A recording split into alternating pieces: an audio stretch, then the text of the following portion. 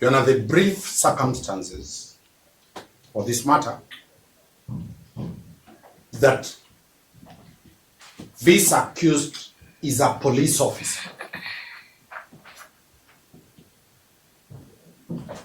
attached to Sololo police station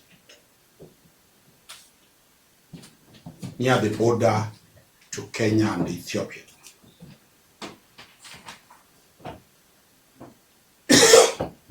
He was previously stationed at Runda police station.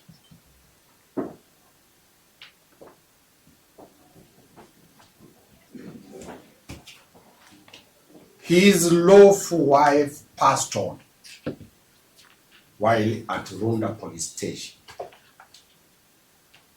and left him with 2 kids.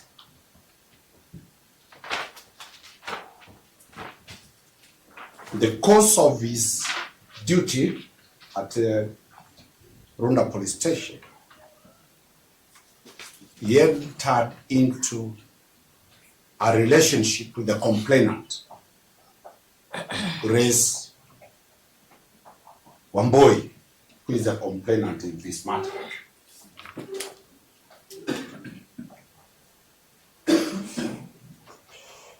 After the demise of the wife, he closed his house where he was staying and took the children to his rural village in Omet.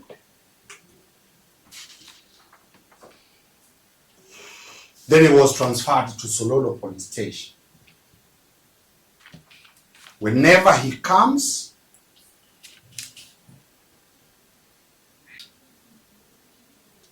the accused left Sololo and came to the complainant's house.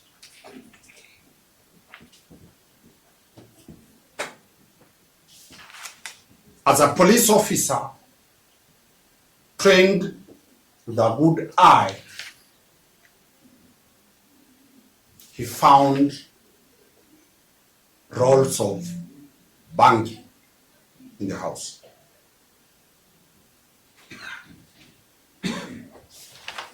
He took a photo and sent those images to the complainant's parents and brothers.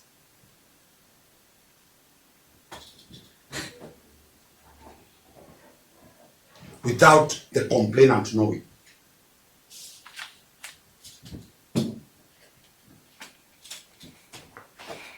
Her parents and siblings came, and the case was done. The complainant was shocked and became bitter. But the accused person had sent this information to her parents. She swore to revenge on the accused person.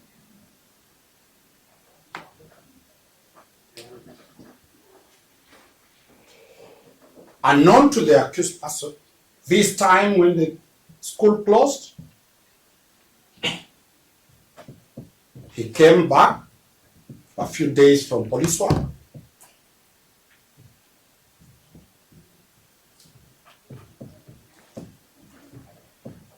Only when at home to be called by police officers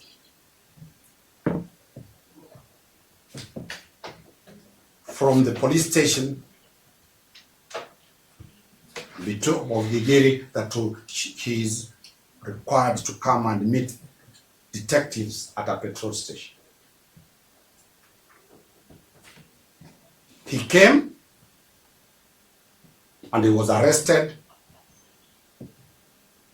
and told that his wife, the complainant, this complainant had taken a gun to the police station and handed over that gun, which she alleged belongs to him.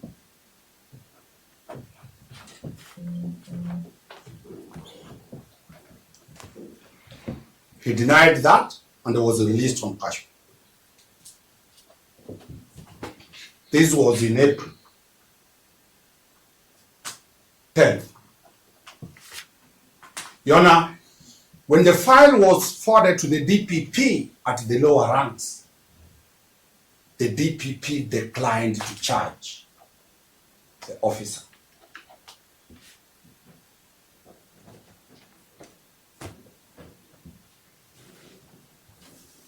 And the officer went back to do his work. Your Honor, now he's surprised that he has been charged. These facts were not brought to the attention of the DPP.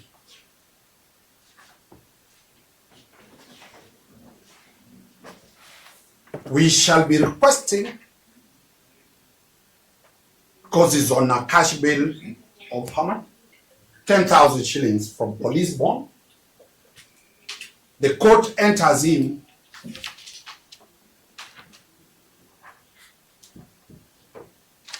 on terms that the plea is deferred. This is a matter of a jilted love. The consequences of this police officer taking plea,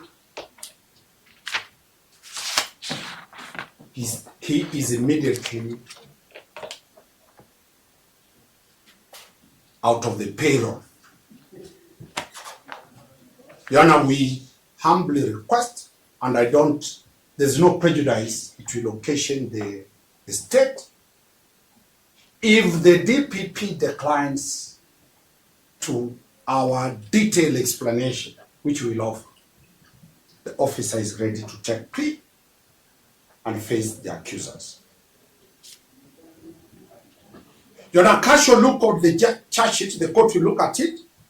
Count 3 says that he threatened one Grace Wamboi while armed in possession of a gun. On 1st of April,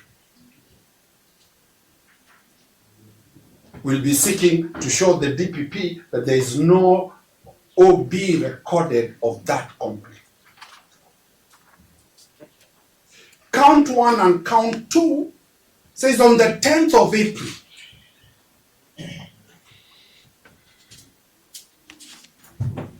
he was found in possession of a firearm without a license.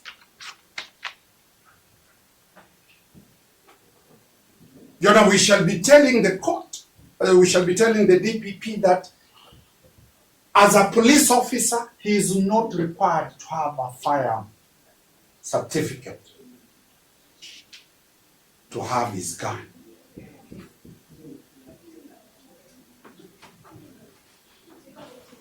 We shall also be telling the court that he traveled all the way from Sololo, over 700 kilometers, with more than 20, 30 police checks and roadblocks. Your Honor, we come to you pleading to save our job, because the consequences of a plea to a policeman or a policewoman is fatal. Mr. Shadrack can put 2 words before the court. And exactly 2 words, eh? Only 2 words. Yes, Your Honor. Your Honor, the consequences of taking plea, as my senior has said, cannot be overemphasized. Your Honor, just to bring to the attention of the court that this issue has been outstanding from the 10th day of April 2025, when the suspect before the Honorable Court was arrested. The very architect of our Constitution is that not all disputes, criminal or civil, will find their way before this Honorable Court. The DPP has made a decision to charge without proper grounding of facts as they were. When those facts are made available to the DPP, they have the power to discontinue or to terminate proceedings.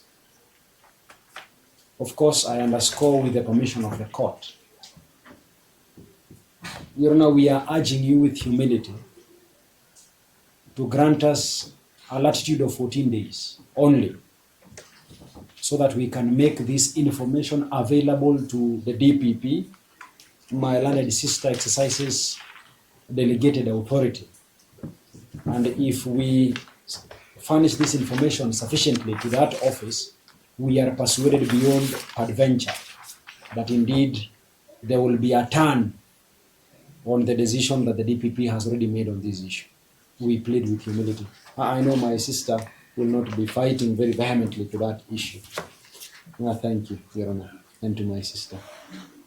Made by counsels acting for the suspect to defer the plea for 14 days.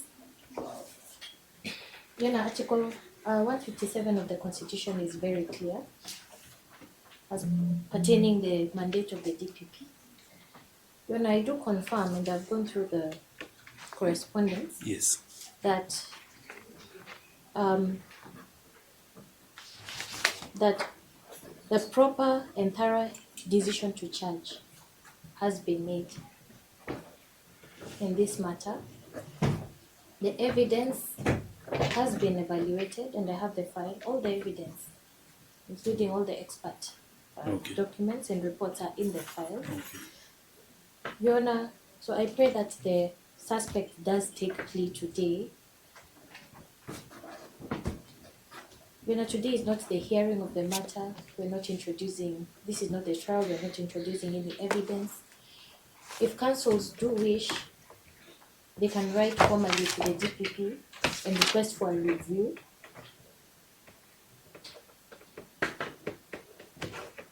And the reviews are always entertained by the DPP.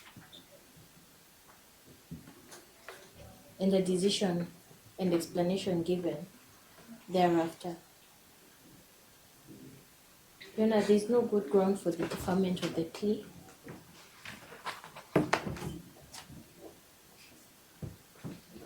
And I do pray that the suspect is directed to take plea today. That is all. Mr. Danstan Omari, a brief rejoinder. that is the DPP speaking. Yeah. So whatever you are indicating that you're seeking to bring more information to the DPP, she is the DPP, and she has heard you, and she's cognizant of what you're saying on the issue of the reporting. Yes, to the yes. police station. But you can respond. I'll respond. You know, Your Honor is salvated for that position. You'll be her boss now, but now there's another boss there, competent. Your Honor, Article 157, Sub-Article 11, goes that in exercising the powers conferred by this article, the Director of Public Prosecution shall have regard to the public interest, the interests of the administration of justice, and the need to prevent and avoid abuse of legal process.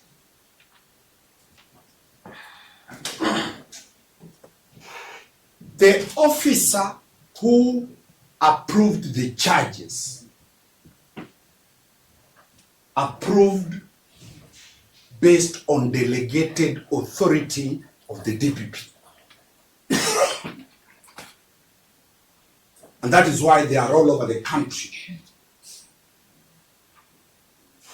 We are now moving to the director to bring this to the attention of the director of the DPP for review. We are not challenging that decision to charge. It was done by a state council clothed with the power to make a decision. That one we are not challenging. We are only saying that decision had this information been brought to the attention of the office, the good office of the DPP, they could have arrived at a different decision. The officer here has considered that there are provisions for review. And that is what we are actually seeking, that allow us 14 days. We take that line. If the good office of the director declines, the suspect will take plea. There is no prejudice. You know, we could have come here and said our client is unwell. He's not fit. So that's what you say. You know what I'm saying? But they're not- Me, I don't do that. Okay. I don't do that. Okay. And say that our client is feeling unwell, or there is a sick call. No. I have come and disclosed with humility and with honesty that he wants to explore a review of that decision. And the client, our client has told the court the consequences if he takes plea. The consequences if he takes plea. You know, for record, for my good sister here, I was in government. The day you are interdicted, whether you are acquitted, to return back as a government officer, especially the policeman, to be reinstated to the payroll, it is a long journey. It will not take less than 3 years, 4 years, to be returned to the payroll of the National Police Service. The consequences are dire. A man loses a wife, he is charged, he has 2 children. Later the DPP says, sorry, you are not to be charged. That damage you are. As a human being, we are fighting for the human being rights of this officer that allow him 14 days. Release him on any conditions that are available. Let him come on 14th, either take plea or the state. And I'm very certain once we put this to the DPP will exercise his discretion and direct as he wishes. The DPP has the information of the complainant. The DPP does not have his version of the story. The file that goes to the DPP is the file of the investigation where his story is not available to the DPP. And that's what we want to give the version of this explanation to the DPP. And Your Honor, I'll confirm, and my sister knows that we have done that several. And that is why occasionally they come and say, withdraw under Section 87A. We don't want it to go that way. Under 87A, no police officer will be returned back to duty. They are here, all these are police officers, they know that. Any withdrawal under 87A, you'll never go back because there is investigation going on. Save this man from that. We are sure the DPP will agree with us because those are serious family disputes. But on the other hand, conversely, you know, the allegations are quite weighty. Very weighty. Particularly the third count. Yes. On the threatening to kill. Yes. We've had not one case where officers who have been entrusted with those firearms, you know, it's all over, yeah? So, you know, we have to balance. Because I believe before the DPP makes that decision, ordinarily, they're expected to have, on the face of it, sufficient evidence, yeah? But what we can do, office, write to him, explain to him, and then we come back on Monday. Could we do Tuesday? Monday. You know, I have a reason. I also have a reason. For Monday. Yes. Because I'll not be sitting on Tuesday. We agree. Yes, because I'm starting my leave on Tuesday. Very well. Let us So I appear want before you on to Monday. extend that grace until Monday, because obviously we appreciate the consequences. Thank you. Thank We don't need to underscore that fact. Yeah. Thank you.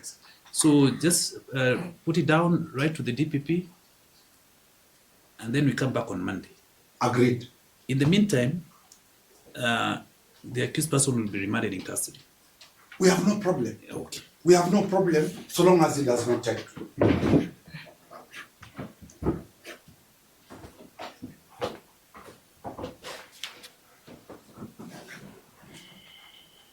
Can be remanded at Capitol Hill Police Station. Is Capitol Hill okay? That's okay, Your Honor.